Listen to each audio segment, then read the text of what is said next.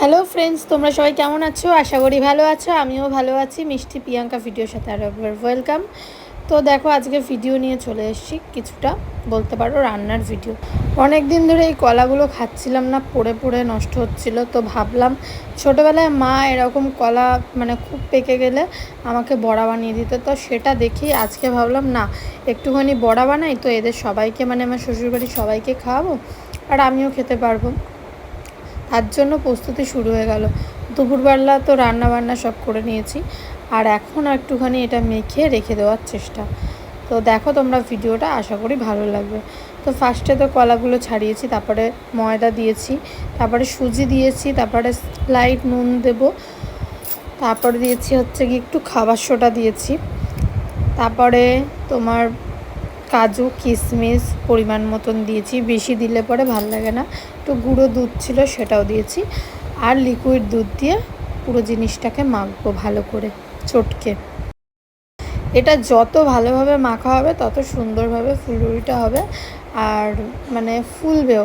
আর এটার নাম হচ্ছে কলার ফুলুরি, যেমন তালের ফুলুরি হয় সেরকম কলার ফুলুরি। আর দুধটা একেবারে ঢেলে দিলে পরে কিন্তু হবে না, একটু একটু করে মানে আঠা যেরকম মাখা হয় সেরকমভাবেই মাখতে হবে, একটু একটু করে গোলা রুটির যেরকম হয় সেরকম। লাস্টে দিয়ে দিই মৌরি। তো চলো এবার ভেজে নেওয়া যাক। আমি কিন্তু এটা মিনিমাম 8 ঘন্টা কি 1 ঘন্টা মতন ভিজিয়ে রেখে দিয়েছিলাম, তারপরে আমি ফুলুরিগুলো ভাজতে বসিয়েছিলাম।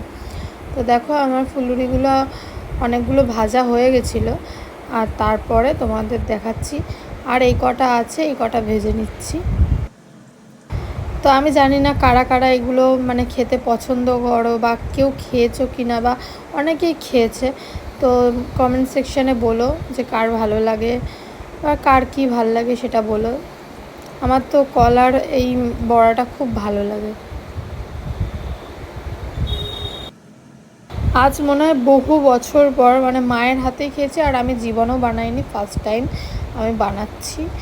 আর বানানোর পরে আমি তো মানে সবাই খেয়েছে, সবাই বলেছে খুব ভালো হয়েছে, যেরকম নরম হয়েছে সফট হয়েছে। আমার মানে হাজব্যান্ডও বলেছে খুব ভালো বানিয়েছো। আমার শাশুড়ি শ্বশুর মানে আমার শ্বশুরবাড়ির যত লোক আছে সবাই খেয়ে বলেছে যে খুব সুন্দর হয়েছে। তো যারা যারা বানাওনি এরম বানিয়ে নিতে পারো।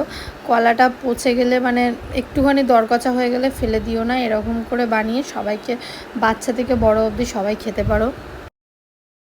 আর বেশি বড় বড় তোমার ফেললে মানে করলে পরে কিন্তু হবে না বড়াটা। একটু ছোট ছোট করে করবে, ফুললেই ও বড় হয়ে যাবে নিজে নিজেই, তুমি দেখো। আর আমার তো এইসব মানে এইসব সবাই বলে যে বাসিটা খেতে বেশি টেস্ট হয়। তো দেখো আমার মানে সব ভাজা হয়ে গেছে, খুব সুন্দর, যেরকম মনেই হবে না এটা কলার বড়া, সবাই দেখে বলবে এটা তালের বড়া।